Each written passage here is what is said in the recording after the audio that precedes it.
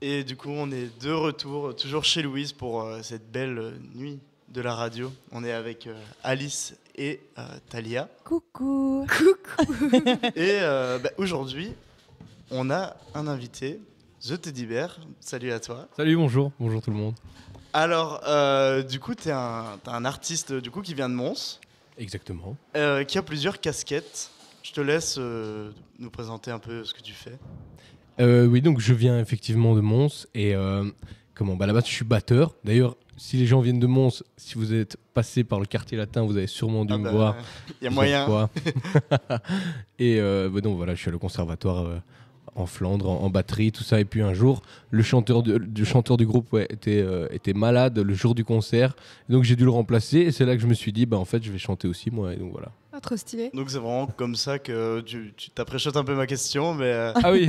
c'est un peu comme ça au final que tu as commencé à chanter du coup de ton côté.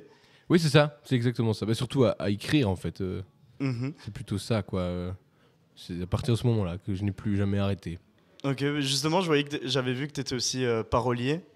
Ouais. Donc t'écris pour d'autres artistes ou c'est juste écrit des textes et Non, c'est exactement ça, c'est écrire pour d'autres. Ça veut dire que j'écris d'abord pour moi, tout simplement, dans tous mes reels, Instagram, TikTok, tout ça. Et puis un jour, il y en a un qui m'a demandé, puis un autre, et puis j'ai pris goût à ça. Et donc, je fais aussi ça, mais bon, c'est le début. Je sais pas si tu as des noms pour une petite dédicace à eux ou. Il y a par exemple le groupe Suarez, Alice on the Roof. Ah oui, d'accord. Ah ouais. Alice se réveille. Je suis choquée. Trop stylé. Oui, justement, j'avais vu que tu avais fait la première partie aussi de Alice on the Roof sur plusieurs dates de sa tournée. Un petit retour sur l'expérience des premières parties de la scène. C'est super, franchement, je pense que je voulais pas faire de concert avant d'avoir sorti quoi que ce soit et puis avant d'avoir grandi un peu la communauté autour de moi, mais au final ça m'a quand même permis de prendre de l'expérience parce que à la base moi j'étais le gars derrière qui tapait sur des pots, puis je me retrouve devant à chanter, donc ouais, c'était juste un bon moment pour prendre de l'expérience, c'était super chouette. J'avoue que c'est pas trop impressionnant de performer devant des gens au final qui sont pas venus directement pour te voir toi mais une autre personne. C'est pas un peu déstabilisant au début? Ça devrait l'être, franchement, mais le public d'Alice était superbe, ils étaient ultra bienveillants. Moi j'étais un peu, ça fait un peu peur quand même. Et puis au final j'ai fait même 3-4 concerts là pour moi, juste des concerts de moi quoi. Donc entre temps j'ai pu encore plus expérimenter ça. Et là c'est quand même beaucoup plus stressant je trouve, parce qu'on doit quand même être devant. Ouais. Puis t'es tout seul si jamais. Alors que là tu dépendais du coup de plus d'Alice, mais c'est vrai que quand c'est toi tout seul, ça doit être vraiment très impressionnant. Là c'est pas la même chose quoi. On joue, on chante pour ceux qui sont venus pour. Oui c'est ça. Voir, c'est pas la même chose, effectivement. Mais c'est quand même superbe. Mais justement, je me demandais un peu. Donc, tu as dit que tu écrivais aussi pour elle. Comment la connexion s'est faite? Comment elle est tombée sur ce que tu faisais c'est très marrant, en fait. C'est mon papa, parce que je suis dans une famille de musiciens, tous musiciens. Et mon papa est batteur professionnel aussi. Et lui l'a rencontrée et il a commencé à jouer avec elle. Et c'est un jour, par hasard, dans la voiture, il y a une chanson à moi qui s'est mise. Et elle l'a entendu et du coup elle m'a demandé de faire ses premières parties. C'est comme ça que ça s'est passé quoi. Ok, incroyable, belle histoire en vrai. C'est marrant. Oui, ça veut dire qu'elle a vraiment apprécié ce que tu faisais quoi. C'est hyper valorisant. Oui, ou alors elle s'est sentie obligée, je ne sais pas ça. C'est l'un des deux. Je disais que c'est vrai que l'histoire ça aurait pu être juste j'ai spammé de mails et elle a fini pas. Ouais, non. Moi ça j'aime pas trop, c'est peut-être un peu trop forcé quoi. Mais du coup le pseudo The Teddy Bear, je me demandais un peu pourquoi, d'où ça venait. C'est une très bonne question. Comment en fait, j'ai mis The Teddy Bear parce que Instagram, on a décidé ainsi. Là-bas, c'était juste Teddy Bear. Mais j'ai dû mettre le The devant avec 4 R à Teddy Bear. Mais bon, c'est pas grave. On va regarder comme ça. Pourquoi parce que je te disais, je suis allé au conservatoire en Flandre. Et en Flandre, j'étais dans un grand bâtiment avec plein de cotes. Et moi, j'étais le seul gars dans tout le bâtiment, quoi. C'était que des filles, et donc en fait je suis très vite devenu un peu le gardien du bâtiment, quoi. Elle m'appelait Le concierge. il y a quelqu'un qui me suit dans la rue, machin, ou il y a mon micro-ondes qui marche plus, et en fait elles m'ont dès le début appelé Teddy Bear, je ne sais même pas pourquoi, et donc pendant 3 ans elle m'appelait Teddy Bear, Teddy Bear, machin, il y a une soirée Teddy Bear, et puis un jour en voiture il y en a une qui m'appelle parce que c'est son anniversaire, elle me dit on va tous boire un verre, Teddy Bear, tu viens, Teddy Bear, machin, et puis je réfléchis dans la voiture et je me dis mais c'est très chouette en fait Teddy Bear, je vais garder ça a l'air sympa. Et voilà, tout simplement. Encore une belle histoire, hein, finalement. Il y a beaucoup de belles histoires dans ce que tu nous racontes. Du coup, j'ai écouté aussi ce que tu faisais, ce que tu sortais sur les réseaux. Et justement, je trouvais que tu avais un style assez particulier qui peut aussi parfois se confondre avec un peu le slam dans ta déclamation. Même assez original. J'ai trouvé aussi que ça ressemblait à un peu style Jacques Brel. Je ne sais pas si ça fait partie de tes influences. Oui. Clairement, hein, oui, ça, c'est certain. C'est certain, à la base, c'était pas vraiment ça. On a toujours d'office des petites influences rap que de l'air du temps, tout simplement. Et puis au fur et à mesure des textes écrits tous les jours non-stop, parce que j'ai pris vraiment plaisir à faire ça, que c'est vite devenu autre chose, un truc un peu à moi, un mélange de ce que j'écoute tout le temps, c'est-à-dire Jacques Brel et tous les grands de ce monde qui ont existé, quoi.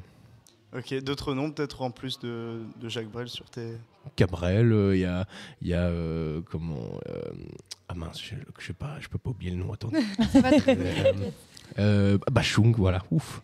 Oui, Bachung, l'homme pâle aussi, très chouette, tout ce qu'il fait. Un mélange d'actuel et d'ancien, mais tous les trucs vraiment qui m'ont bercé. Et voilà. Mais du coup, moi je trouvais ça cool aussi parce que justement tu rendais ça plus moderne, avec un peu une dimension... on voit aussi que tu as des influences justement hip-hop, un peu rap.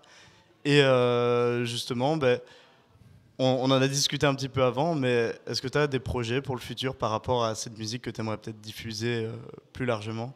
Oui, totalement. Là en fait, j'attendais juste de pouvoir...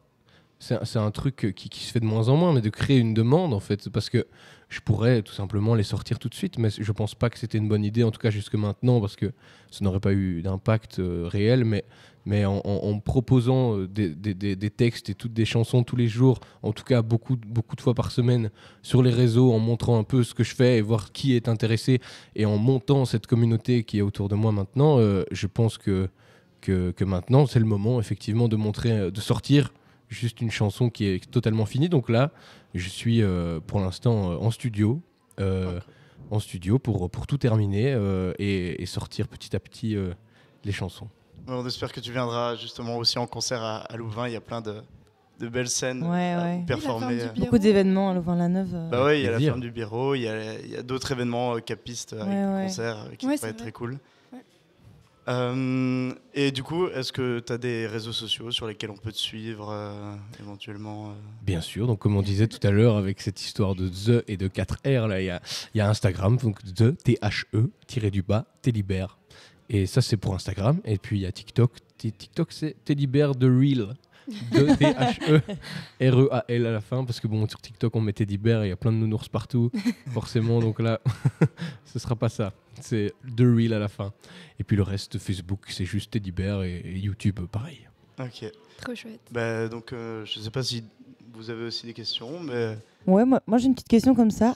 Tu dirais quoi à un jeune qui voudrait se lancer dans la musique et qui serait un peu peut-être pas sûr de lui, genre ce serait quoi tes conseils à toi en tant que personne qui a maintenant une belle expérience? En fait, on a un gros problème avec le regard des autres, c'est certain. De toute façon, quoi qu'on en dise, on a toujours un problème avec le regard des autres. Et moi, je le faisais juste tout seul dans ma chambre, forcément, parce que j'avais pas envie de montrer ça, c'était pas un but non plus. Et en fait, je pense qu'il faut juste le faire un maximum, pas d'office être très vite content de ce qu'on a fait, parce qu'il faut quand même savoir qu'on apprend de jour en jour et que le lendemain on sera meilleur que la veille, et c'est toujours comme ça. Et je pense que la seule chose que je peux dire, c'est de continuer, de jamais s'arrêter, et surtout ne absolument pas se soucier du regard des autres, vraiment pas, quoi. C'est le seul truc qui peut nous freiner, en fait. C'est le seul truc. À part ça, nous, si on est déterminé, si on a envie, il faut y aller, il faut surtout pas s'arrêter. Et voilà. C'est trop marrant parce que justement, tout à l'heure, on a eu un finaliste de Top Chef qui maintenant est chef étoilé. Et justement, il a dit exactement la même chose Ah bah. dans un autre contexte, justement, donc super cool. Ah bah génial. Belle conclusion du jour. Oui, On c'est s'est vrai. concerté, on s'est concerté. C'était fait exprès. En tout cas, merci beaucoup à toi. Ouais, d'être merci, venu, c'était trop chouette. Merci à vous, c'est gentil. Et voilà, n'hésite pas à repasser à l'occasion quand tu sortiras un premier projet, du coup. Avec grand plaisir. Merci à toi.